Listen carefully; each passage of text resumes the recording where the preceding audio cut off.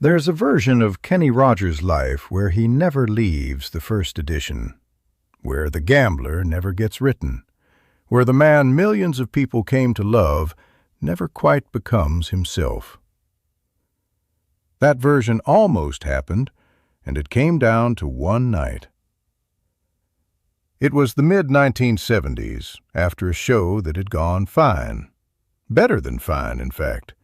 The kind of show that, on paper, looked like proof that everything was working the way it was supposed to. The crowd had been warm, the band had been tight. Afterward, in a small dressing room backstage, Kenny Rogers sat by himself for a few minutes before anyone else came in. The kind of brief, quiet pause that happens after a show when the adrenaline starts to fade and a performer is left alone with whatever thoughts the performance had been keeping at bay. On the surface, there was nothing about that night that should have been any different from dozens of others. And yet, sitting there, Kenny found himself thinking about something he had been avoiding thinking about directly for a long time. A question that, once it surfaced, was hard to push back down again. To understand why that question mattered so much, it helps to understand what the first edition actually was, both to audiences and to Kenny himself. By the early 1970s, the first edition had built a real career. Hit records, national television appearances, a recognizable sound that mixed folk, rock, and country in a way that had found an audience during a period when those lines were less rigid than they would later become. For Kenny, the group had been more than a job. It had been his identity for years, the thing people knew him for, the thing he had spent the better part of a decade building. When people recognized him, it was because of the first edition. When venues booked him, it was because of the first edition. In every practical sense, Kenny Rogers and the first edition were the same thing, as far as the outside world was concerned. But by the mid-1970s, the energy that had carried the group for years had begun to change. Not collapse, not fall apart in any dramatic way, but shift, the way momentum shifts in a band that has been together a long time. Bookings that had once felt like steps forward started to feel more like maintaining what already existed. The excitement of new opportunities had been replaced, gradually, by the steadier rhythm of keeping a successful but no longer growing act on the road. None of this was anyone's fault. It was simply what happened to groups that had been together for years. The slow shift from building something to maintaining it. For most of the people involved, this shift wasn't something anyone talked about directly. It was simply the atmosphere, present in small ways, in the way certain conversations about the future had gotten quieter, in the way nobody seemed to be making big plans the way they once had. Bands could continue like this for a long time, comfortable enough, successful enough, without anyone forcing the question of whether comfortable enough was actually enough. For Kenny, though, sitting in that dressing room after a show that had gone fine, the question arrived anyway, quietly, the way important questions sometimes do, without any specific event triggering it. He found himself wondering, not for the first time, but more directly than before, what his life would look like in 5 years if nothing changed. If the group kept playing the same circuits, to the same kinds of crowds, with the same songs that audiences already knew. It wasn't a bad life. It was, by most measures, a successful one. But somewhere underneath the success, Kenny had started to feel something he couldn't quite name, a sense that there was more he could do, musically, that this version of his career wasn't making room for. This wasn't an easy thing to sit with. The first edition wasn't just a band to Kenny. It was made up of people he had spent years of his life with, people whose livelihoods were connected to the same decisions he was now quietly turning over in his mind.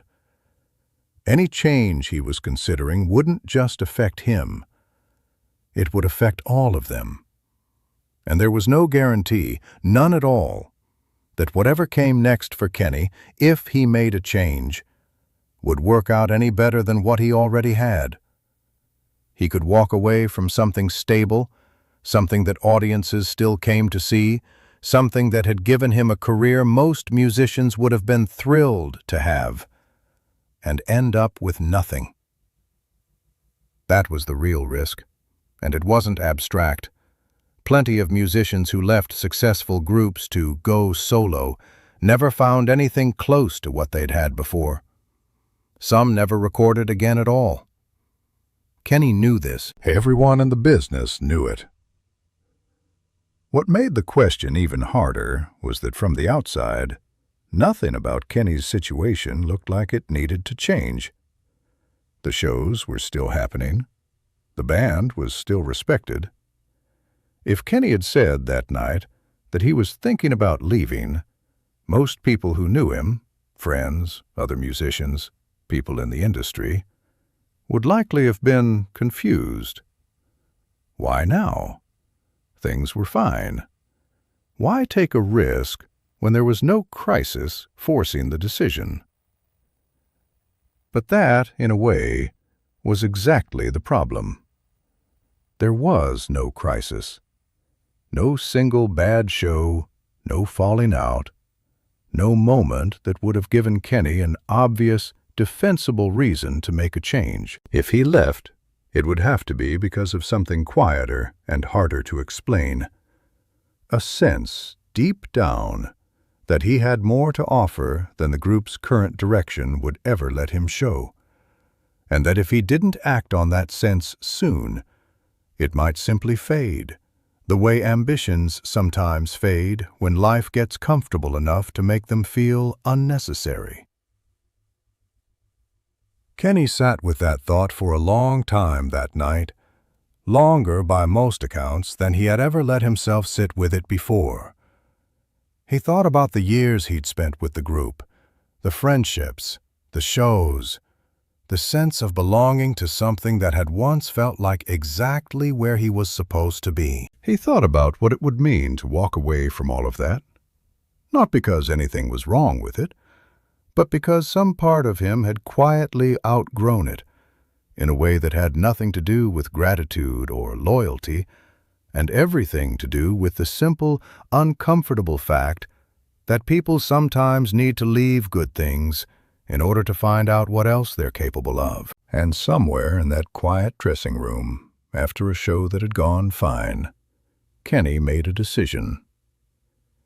He decided to leave. Not that night, in the sense of walking out the door. These things took time, conversations, planning, the slow unwinding of commitments that couldn't simply be dropped overnight. But the decision itself, the internal shift from maybe someday to this is actually happening, took place in that room, in that quiet stretch of time after a show, with no audience, no announcement, nothing that anyone watching from the outside would have recognized as a turning point at all. What followed wasn't easy. Telling bandmates that you're leaving something you built together is never simple, no matter how it's framed, no matter how much mutual respect exists. There were conversations that had to happen, honest ones, the kind that acknowledge both what's being left behind and what isn't being said directly. The worry, on both sides, about what comes next. For the other members of the first edition, Kenny's decision meant facing their own version of the same uncertainty he had been sitting with. Except now it wasn't a private thought in a dressing room. It was a reality they all had to figure out how to respond to. For Kenny, the months that followed were not glamorous. There was no guarantee waiting for him on the other side of that decision, no record deal already signed, no plan fully formed. What he had was simply the decision itself, and the willingness to figure out the rest as he went. He took on the kind of uncertain, in-between period that defines so many career transitions. Smaller shows, fewer guarantees, the strange experience of being recognized by some people and completely unknown to others. All while trying to figure out what kind of artist he actually wanted to be, now that there was no group identity to lean on. It would be a few more years before that uncertain period turned into the career most people now associate with Kenny Rogers. The solo albums, the narrative songs, The Gambler, the run of hits that would eventually make him one of the biggest entertainers in the country. None of that was visible yet, in the months after he made his decision. From the outside, it might have looked, for a while, like Kenny Rogers had given up something secure for something far less certain. And in the most literal sense, that's exactly what he had done. But what that quiet night in the dressing room represented wasn't really about the first edition, or even about Kenny's solo career specifically. It was about the kind of decision that doesn't announce itself as important when it happens. The kind that looks from the outside like nothing at all.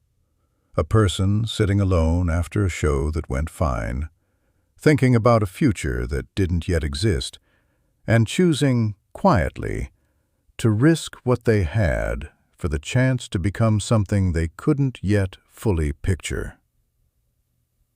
Looking back, it's tempting to treat that night as inevitable, as though, of course, Kenny Rogers was always going to become the artist he became, and leaving the first edition was simply a necessary step on a path that was always going to lead there.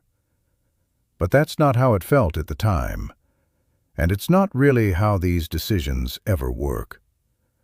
There was no guarantee. There was only a feeling, sat with long enough to become a decision, made by someone who had every reason to stay exactly where he was, and chose, instead, to find out what else might be possible. That's the part of Kenny Rogers' story that rarely gets told. Not the success that came after, but the quiet, uncertain night before any of it, when none of it was guaranteed at all.